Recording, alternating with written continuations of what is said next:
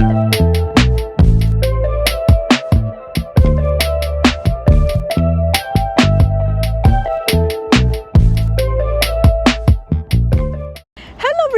कैसे हैं आप सभी। आप देख रहे हैं कनेडियन ट्रकर कपल। मैं हूं पूजा, आप सभी मुझे जानते ही हैं। एंड आई एम सॉरी, हम बहुत देर बाद वीडियो लेके आए हैं। मुझे पता है हम वेकेशन पे थे एक्चुअली, पर उसके पहले हमसे ज़्यादा वीडियो बन नहीं पाई वाइल जब हम ट्रक चला रहे थे, तो इसलिए ज़्यादा पोस्ट भी नहीं हुई। बट आज का टॉपिक बहुत बहुत ज़्यादा इम्पॉर्टेंट है, और वो है कि क्या कनाडा में रिफ्यूजीज़ ट्रक ड्राइवर बन सकते हैं? क्या एक रिफ्यूजी जो कनाडा में आता है वो ट्रक चला सकता है कि नहीं? तो इस टॉपिक के ऊपर हम आज बात करने वाले हैं।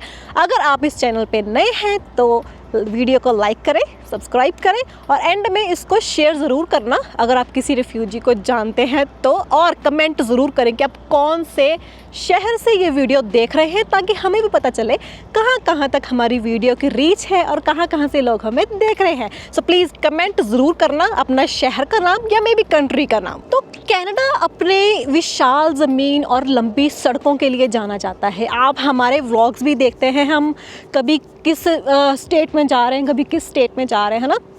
इवन अगर हम ब्रैम्पटन से BC जो ब्रिटिश कोलंबिया है वहाँ तक भी जाना हो तो 4000 किलोमीटर है। अभी हम गाड़ी पर भी गए थे घूमने। तो इतनी बड़ी कंट्री को जोड़ने का एकमात्र माध्यम है ट्रकिंग इंडस्ट्री। अगर ट्रक ड्राइवर्स, ये आप पीछे देख रहे हैं, ये ट्रक्स सामान इधर से उधर ना लेके जाएं तो कैसे लोगों की ज़रूरतें पूरी होंगी, कैसे लोग अपनी ज़रूरतों का सामान ले पाएंगे, राइट।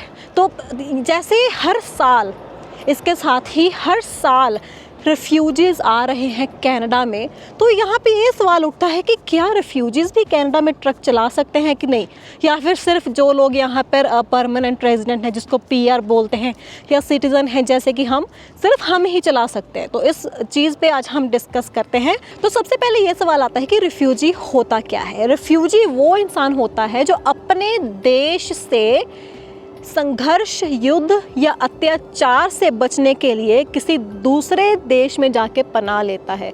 तो अगर जैसे आपने कई बार सुना होगा कि मैं रिफ्यूजी हूँ, या ये बंदा रिफ्यूजी है, इसकी रिफ्यूजी की फ़ाइल लगी हुई है, तो उसका यही मतलब होता है कि उस बंदे को अपने देश में युद्ध के कारण में भी, या किसी भी रीज़न के कारण खतरा है, तो इसलिए वो दूसरी कंट्री में आ जाता है।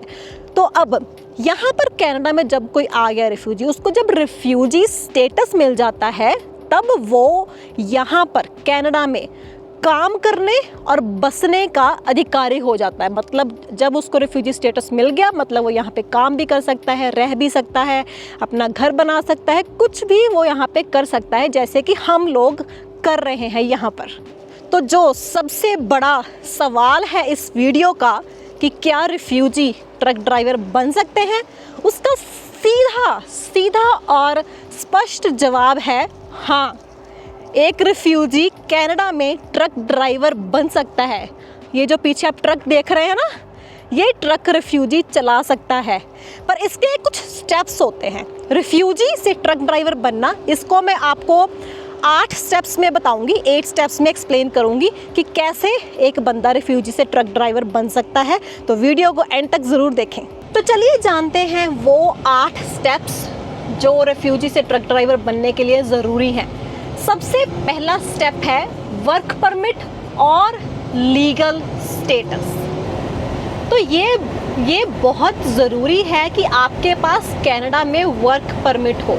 वर्क परमिट वो स्टेटस होता है जिससे कि आप यहाँ पे काम कर सकते हैं। जब भी कोई रिफ्यूजी अप्रूव होता है तो उसको यहाँ पर कनाडा में काम करने का अधिकार मिल जाता है, तो वो यहाँ पे कनाडा में काम कर सकता है। जैसे कि हर एक का अलग अलग होता है। जब कोई स्टूडेंट आता है उसको बहुत लिमिटेड आवर्स मिलते हैं, आई थिंक 15 की 20 आवर्स मिलते हैं, राइट, काम करने के लिए, कि आप सिर्फ इतने घंटे काम कर सकते हैं क्योंकि आप बेसिकली पढ़ाई करने के लिए आए हैं। पर जब किसी के पास वर्क परमिट होता है पूरा फुल टाइम, तो वो बंदा पूरे अपने 40 घंटे काम कर सकता है एक हफ्ते में, और उसके ऊपर ओवर टाइम भी लगा सकता है, डिपेंडिंग ऑन कि आप जहाँ पे काम कर रहे हैं वो आपको ओवर टाइम दे रहे हैं कि नहीं।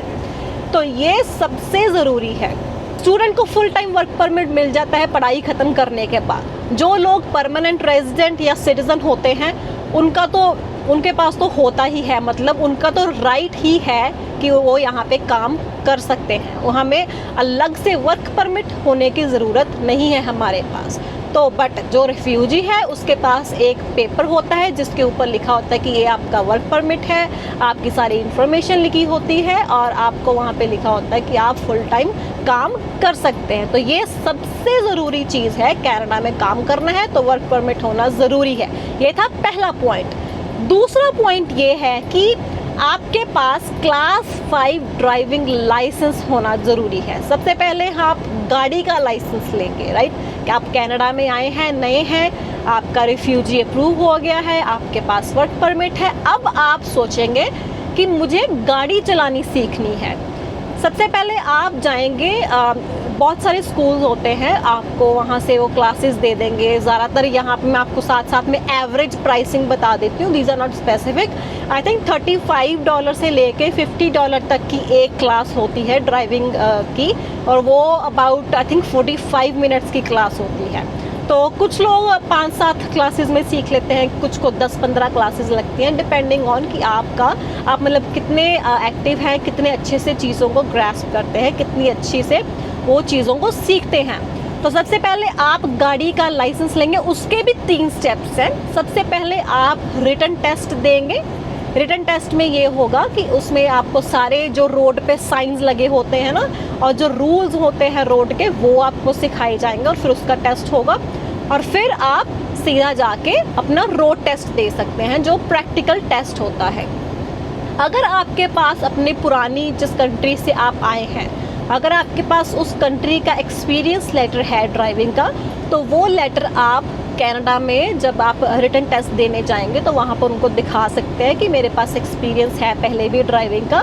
तो फिर क्या होगा, आप रिटन टेस्ट के बाद सीधा हाईवे ड्राइविंग का टेस्ट दे सकते हैं। अगर आपके पास वो लेटर ना हो तो आपको पहले रिटन टेस्ट देना पड़ेगा, फिर शहर में ड्राइविंग का टेस्ट देना पड़ेगा, और फिर हाईवे का टेस्ट देना पड़ेगा ड्राइविंग का प्रैक्टिकल। तो इसमें क्या है, वो जो शहर में आप टेस्ट दोगे ना, रोड टेस्ट दोगे, वो स्किप कर सकते हैं आप, और इसमें आपका टाइम भी सेव होता है। आपको नहीं तो कुछ महीने इंतज़ार करना पड़ता है अपना रोड टेस्ट देने के लिए। सो ये इससे आपका जो प्रोसेस है थोड़ा स्पीड अप हो जाता है। तो अगर कोशिश करें, अगर आप यहाँ पर किसी वजह से रिफ्यूजी आए हैं, आपको नहीं पता, तो आप अपनी पिछली कंट्री से अपना एक्सपीरियंस लेटर मंगवा सकते हैं। और तीसरा पॉइंट, ये सबसे ज़रूरी पॉइंट है, क्योंकि आप कनाडा में आए हैं। कनाडा की 2 ऑफिशियल लैंग्वेजेस हैं, एक है इंग्लिश और एक है फ्रेंच। तो तीसरा पॉइंट ये है कि आपको अपनी भाषा को सुधारना है।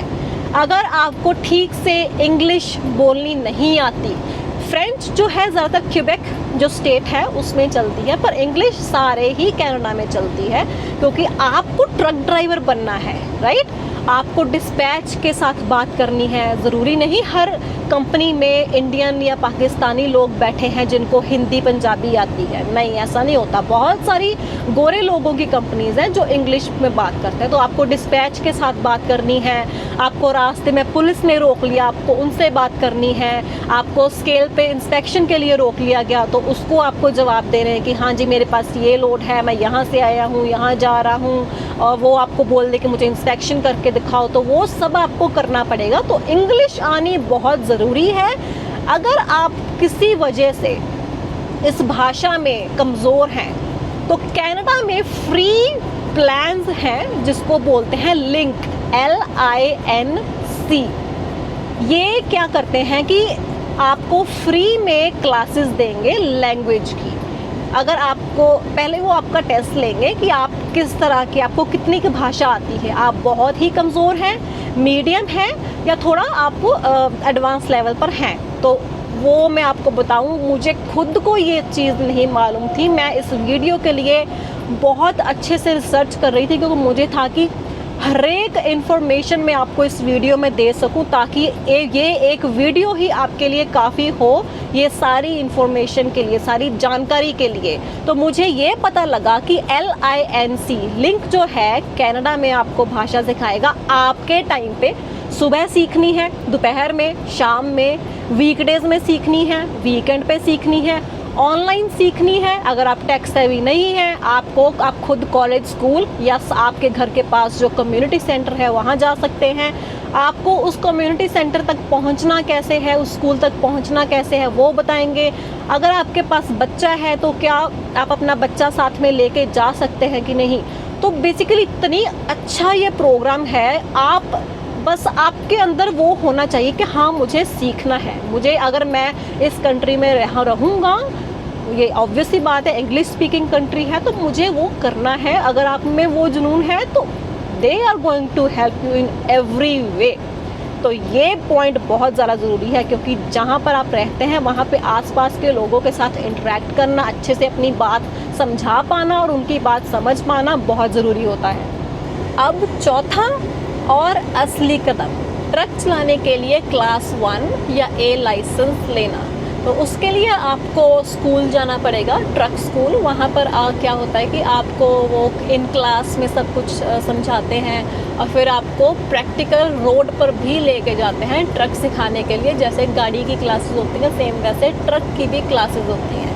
इसके लिए मैंने एक अलग से वीडियो डाली हुई है, उसमें प्रॉपर समझाया हुआ है शुरू से लेकर अंत तक कि कैसे कैसे वो आपको ट्रक सिखाते हैं, क्या क्या उसमें होता है। तो वो वीडियो भी आप अच्छे से देख सकते हैं, पर इस वीडियो में भी आपको मैं थोड़ा सा ओवरऑल बता देती हूँ कि कैसे होगा। तो सबसे पहले आप जाएंगे जहाँ पर आपने गाड़ी के लिए रिटन टेस्ट दिया था ना शुरू में, वहीं पर आप जाएंगे और उनको बोलेंगे कि मुझे ट्रक के लिए रिटन टेस्ट देना है। तो ट्रक का भी पहले रिटन टेस्ट होगा। उसमें क्या होगा कि नए रूल्स और नए साइंस ऐड हो जाएंगे। तो ट्रक के रूल्स भी उसमें आ जाएंगे फिर कि ट्रक का क्या क्या रूल होता है, और ट्रक के साइंस की, यहाँ पर इतनी हाइट का ट्रक निकल सकता है, यहाँ पे नो ट्रक रूट है, ऐसी चीज़ें उसमें ऐड होकर दोबारा से फिर वो रिटन टेस्ट होगा। और रिटन टेस्ट के बाद होगा एयर ब्रेक्स का टेस्ट। तो ऑब्वियस सी बात है कि ये जो ट्रक होते हैं, ये कमर्शियल व्हीकल है, एयर इक्विप्ड है, मतलब इसमें एयर ब्रेक्स आती हैं। तो उसके लिए आपको एयर ब्रेक्स की जानकारी होना बहुत ज़रूरी है। तो इसमें सिर्फ 2 दिन की क्लास होती है, वो अच्छे से आपको पढ़ाते हैं, प्रैक्टिकल चीज़ें भी दिखाते हैं, और फिर उसका दूसरे दिन अंत में आपका टेस्ट ले लेते हैं वहीं पर। तो इसके अलावा फिर आपको अपना मेडिकल भी जमा करना होता है। तो ट्रक क्योंकि एक कमर्शियल व्हीकल है, आपको काफ़ी टाइम तक, कितने घंटों तक, दिन में भी रात में भी ट्रक चलाना पड़ेगा ना। तो उनको ये देखना बहुत ज़रूरी है कि क्या आप मेडिकली फ़िट हैं ट्रक चलाने के लिए। तो उसमें वो आपका यूरिन टेस्ट करते हैं, आपसे पूछते हैं कि आपको कोई बीमारी तो नहीं है, डायबिटीज़ तो नहीं है, क्योंकि डायबिटीज़ का असर आँखों पर होता है। कईयों की आँखों की रोशनी कम होने लगती है। आपको ग्लासेस लगी हुई हैं कि नहीं, या कितने नंबर का चश्मा लगा है, अगर नहीं आपको पता तो वो टेस्ट करते हैं। तो वो सब कुछ अच्छे से आपका टेस्ट करेंगे कि क्या आप ट्रक चलाने के लिए फ़िट हैं या नहीं। और उसके बाद फिर आता है मेन प्रैक्टिकल टेस्ट। तो मेन प्रैक्टिकल टेस्ट में क्या होता है कि जो भी आपको स्कूल ने सिखाया है, कईयों को एक महीना लगता है, कईयों को 2 महीने भी लग जाते हैं सीखने में, तो इसकी इतनी कोई बड़ी बात नहीं है। तो क्या होगा फिर जब आप टेस्ट देने जाएंगे मिनिस्ट्री में, ट्रक स्कूल वाले ही प्रोवाइड करते हैं। तो जिस ट्रक पे आप सीख रहे थे उस स्कूल में ट्रक चलाना, वही ट्रक आप लेके जाओगे टेस्ट देने के लिए। तो इससे थोड़ा ना आसानी रहती है, क्योंकि ऐसा होता है ना कि जिस गाड़ी पे या जिस व्हीकल पे बंदे का हाथ बैठा होता है, तो उस पे बंदा अच्छे से कंफर्टेबल होके चला लेता। फिर क्या होगा, आप स्कूल जाएंगे, वहाँ पर सबसे पहले वो आपको आपकी इंस्पेक्शन आपसे पूछेंगे कि मुझे इस चीज़ की इंस्पेक्शन करके दिखाएं, और फिर उसके माइनर्स एंड मेजर्स होते हैं वो बताना होगा। फिर वो आपको बोलेंगे कपलिंग एंड अनकपलिंग करके दिखाओ, मतलब ट्रक को ट्रेलर के साथ हुक करना है और फिर उसको ट्रेलर से अलग करना है। तो दोनों चीज़ें करके दिखानी पड़ेंगी। फिर उसके बाद कभी कभी वो पहले ड्राइव पे ले जाते हैं, या फिर कभी पहले वो बैक लगवा के देख लेते हैं। तो ये 4 आपके हिस्से होंगे ड्राइव टेस्ट के। और काफ़ी, आई थिंक जब मैं गई थी मुझे तकरीबन लग गए थे, आई थिंक 1-1.5 घंटा शायद लग गया था आराम से। तो वो सब करने के बाद जब आप ट्रक का टेस्ट पास कर लेंगे, सबसे पहले रिटन टेस्ट पास करोगे, मेडिकल पास करोगे, एयर ब्रेक्स का टेस्ट पास करोगे और फिर ये प्रैक्टिकल जो मेन टेस्ट है वो पास करोगे, फिर आपको ट्रक का लाइसेंस मिल जाएगा। ओंटारियो में, जो ओंटारियो स्टेट है कनाडा की, यहाँ पे AZ लाइसेंस बोलते हैं इसको, और उसी वक्त फिर वो आपको अपना पेपर लाइसेंस दे देंगे और आपका जो प्लास्टिक का कार्ड है वो आपके घर पे आ जाएगा। तो अब लाइसेंस तो आपने ले लिया, अब इसके बाद आता है 5वां पॉइंट कि एक बार लाइसेंस मिल गया तो थोड़ा अनुभव ज़रूरी है। लोकल रूट्स पर शुरुआत करें और धीरे धीरे लॉन्ग हॉल शिफ्ट पर जाएं। जैसे आप स्टार्टिंग में, अगर आपको कई बार होता है कि नए ड्राइवर को काम नहीं मिलता, वो कहते हैं कि आप तो अभी नए ड्राइवर हैं, हमारी कंपनी नए ड्राइवर्स नहीं हायर कर रही, तो आप सिटी में काम करना स्टार्ट करें। या फिर आप शंट ड्राइविंग जिसको बोलते हैं, किसी वेयर हाउस में बस आपने ट्रेलर्स इधर से उधर मूव करने होते हैं, रोड पर नहीं जाना होता, तो थोड़ा थोड़ा करके छोटे कामों से एक्सपीरियंस लें और फिर उसके बाद आप आराम से लॉन्ग हॉल चला सकते हैं। मतलब जैसे 2-3 दिन बाहर रहना, 1 हफ्ता या कई बार 2 हफ्ते बाहर रहना, उसको लॉन्ग हॉल ड्राइविंग बोलते हैं। तो फिर आप आराम से, आप कंपनीज आपको उस पर हायर कर लेंगे, क्योंकि उनको होगा कि हाँ, इस बंदे के पास थोड़ा बहुत एक्सपीरियंस है लाइसेंस लेने के बाद। और 6वां स्टेप, अभी आपने थोड़ा बहुत एक्सपीरियंस तो ले लिया, पर आप नौकरी कैसे ढूंढोगे? आपको कैसे पता चलेगा कि मुझे किस कंपनी में काम करना है,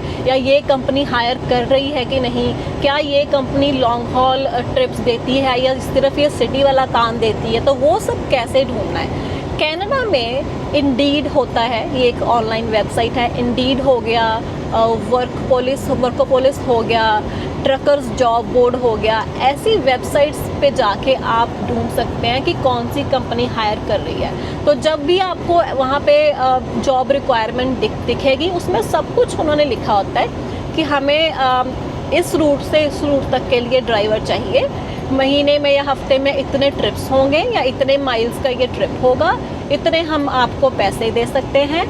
और अगर किसी के पास 1 साल का या 2 साल का एक्सपीरियंस है तभी हम उसको रखेंगे, या हम बिना एक्सपीरियंस के भी रख सकते हैं। तो वो जो भी उस नौकरी की जो पोस्ट डाली हुई है वो ध्यान से पढ़ना और देखना कि क्या वो सारी रिक्वायरमेंट्स आप फुलफ़िल करते हैं या नहीं। और अगर आप इतने टेक सेवी नहीं हैं, आपको ऑनलाइन ऐसे जाके ढूंढना नहीं आता, तो आप क्या करें, ऑब्वियसली बात है, जिस शहर में आप रहते हैं वहाँ पे सड़कों पे आपको ट्रक्स तो दिखेंगे ही, है ना। तो ट्रक्स के ऊपर कंपनी का नाम लिखा होता है। जैसे हमारे ट्रक और ट्रेलर के ऊपर डे टू डे लिखा हुआ है ना, ऐसे ही हर एक ट्रक और ट्रेलर पे कंपनी का नाम लिखा होता है। तो उस कंपनी को आप गूगल मैप पे डालें और वहाँ से उनका नंबर निकाल के आप सीधा उनको फ़ोन भी कर सकते हैं। उनको फ़ोन करके पूछ लें कि भाई मेरे पास अभी नया लाइसेंस है और कुछ महीने का एक्सपीरियंस भी है या 1 साल का एक्सपीरियंस है, तो क्या आपके पास मेरे लायक कोई जॉब है, या मैं शॉर्ट हॉल करना चाहता हूँ, लॉन्ग हॉल करना चाहता हूँ। अगर वो कहते हैं कि हाँ जॉब है तो अच्छी बात है, आप जाकर उनकी सारी अपना पेपर वर्क फिल करें और आपको नौकरी मिल जाएगी। अगर वो कहें कि नहीं हमारे पास जॉब नहीं है, तो उनको बोलें कि प्लीज़ आप मेरा नाम और नंबर लिख लें और जब भी आपके पास ऐसी कोई जॉब हो तो आप मुझे फ़ोन करें। तो इससे क्या होगा कि आप काफ़ी सारी कंपनीज़ को कॉल करेंगे। अगर आपको जॉब नहीं भी मिलती तो काफ़ी कंपनीज़ में आपका डाटा होगा, आपका नाम नंबर होगा, आपका लाइसेंस होगा।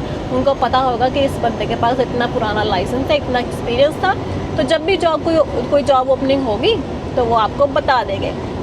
और तीसरा तरीका ये है कि अगर आपको आसपास आपके कोई जानने वाला है या कहीं पर ट्रक स्टॉप पर या कहीं पर आपको कोई ट्रक ड्राइवर दिख जाता है, तो आप उनसे भी पूछ सकते हैं कि भाई अगर कोई अच्छी कंपनी जो नया ड्राइवर हायर करती हो वो मुझे बता दें। जैसे हमें भी टिकटॉक पर, इंस्टा पर या कभी कभी यूट्यूब पर काफ़ी सारे मैसेजेस आते हैं कि भाई हम काम ढूंढ रहे हैं। इवन कई लोगों के पास तो 5-6 साल का एक्सपीरियंस है, उनको नौकरी नहीं मिल रही क्योंकि उनका रिकॉर्ड ठीक नहीं होता ना। तो इस तरह से आप अपने लिए नौकरी भी ढूंढ सकते हैं। तो 7वां स्टेप है नियमों का पालन करना। जब आप एज अ रिफ्यूजी किसी नई कंट्री में, किसी नई देश में जाते हो, तो ऑब्वियसली बात है वहाँ के सड़कों के रूल, वहाँ का रहन सहन सब कुछ अलग होता है। पर आपको ये सब सीखना ज़रूरी है। अगर आपको प्रोफेशनल ट्रक ड्राइवर बनना है तो ये आपके लिए बहुत ज़रूरी है। कौन कौन से नियम होते हैं ट्रकिंग में? काफ़ी सारे कानून होते हैं, जैसे कि हर दिन कितने घंटे हम ट्रक चला सकते हैं, जिसको HOS या आवर्स ऑफ सर्विस भी बोलते हैं, या कितना वज़न हम लेके जा सकते हैं। हर एक एक्सल का एक लिमिट होती है कि इस पे इतना वज़न ही जाएगा। और ट्रक की रेगुलर जांच, जिसको प्री ट्रिप इंस्पेक्शन या पोस्ट ट्रिप इंस्पेक्शन बोला जाता है, तो ये सब चीज़ों का ध्यान रखना बहुत ज़रूरी है। हर ड्राइवर को ये सब नियम अच्छे से जानने चाहिए और फॉलो करने चाहिए। और 8वां पॉइंट मैं आपको बताती हूँ। ये पॉइंट सुनने के बाद वीडियो बंद मत कर देना, क्योंकि इसके बाद में थोड़ी सी आपको और टिप्स दूंगी। तो 8वां पॉइंट ये है कि प्रोफेशनल डेवलपमेंट वो बहुत ज़रूरी है। अगर आप जैसे हम ये ड्राइव वैन चलाते हैं, मैं आपको दिखाती हूँ। तो ये मेरे साथ में भी एक ट्रेलर खड़ा है, इसको बोलते हैं ड्राइव वैन। अगर यही ट्रेलर अंदर से फ्रिज बन जाए, मतलब टेम्परेचर कंट्रोल जिसको बोलते हैं, तो वो रीफर हो जाएगा ना। तो इसकी क्या होता है कि जैसे जैसे आपकी प्रोफेशनल डेवलपमेंट होती है, सिर्फ आपका काम या आपकी जिम्मेदारी नहीं बढ़ती, आपकी तनख्वाह भी बढ़ती है। तो अगर फॉर एग्ज़ाम्पल अगर इसकी मैं आपको आइडिया देती हूँ, अगर इसकी तनख्वाह है 60 सेंट, तो रीफर की होगी मे बी 65 सेंट। उसके बाद फ्लैट बेड्स आ जाते हैं, जैसे सिर्फ पट्टा लगा होता है, उसके ऊपर सामान रखा होता है ना, वो खुला होता है, उसको देख सकते हैं हम कि क्या रखा हुआ है। तो वो चीज़ें भी इसके बाद आती हैं। और इसके अलावा आप तेल के टैंकर्स चला सकते हैं। और ये मेरे पीछे देखना, ये जो ट्रक है ये ओवरसाइज लोड का है। तो ये देखो, इसको बोलते हैं ओवरसाइज लोड। जब आपके पास काफ़ी एक्सपीरियंस हो जाता है तो आप ये भी चला सकते हैं। इसके टायर्स चेक करो कितने एक्सल्स हैं। जो हम ट्रेलर चलाते हैं इसके इतने नहीं हैं। और ये देखो, ये होता है फ्लैट बेड। आप देख रहे हो उसके ऊपर प्याजों के बोरे रखे हुए हैं, तो ये हमें दिखाई दे रहा है। इसकी ना दीवारें हैं ना इसकी छत है, बस इसको स्ट्रैप्स के साथ बांधा हुआ है। तो इस तरह से ये आपके ऊपर है कि आप इस कंट्री में एज अ रिफ्यूजी तो आ रहे हैं, पर आपने अपनी खुद की डेवलपमेंट कितनी करनी है, कैसे आप इस कंट्री में आके प्रोफेशनल ड्राइवर बन सकते हैं, अच्छे से लैंग्वेज सीख सकते हैं और ट्रक चलाते हुए भी अपने आप को प्रोफेशनली इम्प्रूव कर सकते हैं, ताकि आप खुद के लिए और अपने परिवार के लिए एक बेहतर ज़िंदगी ला सकें। तो अब मैंने बोला था ना कि 8वें और लास्ट स्टेप के बाद वीडियो बंद मत करना, क्योंकि एक थोड़ी सी टिप्स देती हूँ। और पाल जी भी आ गए हैं, आप भी कहोगे कि इधर आइए ज़रा आप भी कहोगे इतने देर बाद वीडियो डाल रहे हैं और पाल जी का कैमियो नहीं करवाया। मैंने कहा मैं पतला होके आऊँगा, मैं मजाक उड़ाएंगे सारे कि पतला होने गया था फिर और मोटा होके आया है। नहीं, मोटे तो नहीं हुए, उतने ही है। मेरा 5 किलो बढ़ा हमारा तुम्हारा नहीं बढ़ा? What do you mean हमारा? कंबाइंड नहीं बढ़ा, मेरा अकेली का 5 किलो बढ़ गया है। मेरा भी 5 किलो बढ़ा है। ओह, मतलब वेकेशन पे हमने इक्वली खाया पिया है। हाँ। अच्छा, तो अभी बता दो। चुनौतियाँ यही होती हैं कि भाई घर से दूर रहना और मौसम की, और रोड का तो आपको कुछ कह ही नहीं सकते। कल ही हमें 1.5 घंटा हमें रुकना पड़ा, क्योंकि जब हम इधर से जा रहे थे तब भी हाईवे बंद मिला, कहीं एक्सीडेंट हुआ था। जब हम वापस आ रहे थे, मैच चला रहा था, तो फिर 1.5 घंटा हमें रुकना पड़ा। तो ये चुनौतियाँ होती हैं कि आपने मतलब सोचा होता है इतने बजे मैं यहाँ पहुँच जाऊँगा या घर पहुँच जाऊँगा, लेट्स से फैमिली के पास पहुँच जाऊँगा, लेकिन आपको नहीं मालूम कि रोड पे क्या हो जाएगा, कैसा मौसम होगा, राइट, कैसी वेदर कंडीशंस, रोड कंडीशंस होगी। तो ये मेरे ख्याल से चुनौतियाँ होती हैं। हाँ, जो लोग बात करते हैं, मुझे फील नहीं हुआ जब मैं अकेला भी चलाता था। बोरडम, लोनलीनेस, अकेलापन मुझे नहीं लगा था। मे बी कई लोगों को लगता है कि भाई हम अकेले पड़ गए हैं ट्रकिंग में। ये तो है कि आपके ना वो कॉन्टैक्ट्स नहीं रह जाते कि हम भी जैसे दोनों हम इतना किसी को मिल नहीं पाते हैं ना। तो इसीलिए हम आपसे बातें कर लेते हैं यहाँ पे।